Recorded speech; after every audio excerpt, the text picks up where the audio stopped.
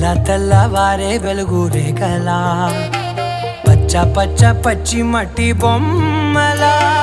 అల్లి బిల్లి వెన్న పాల నురగలా అచ్చ తెలుగు ఇంటి పూల కొమ్మలా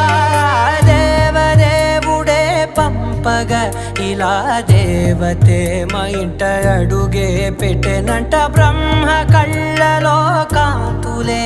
మా అమ్మలా మా కోసం మళ్ళీ లాలి పాడేనంట.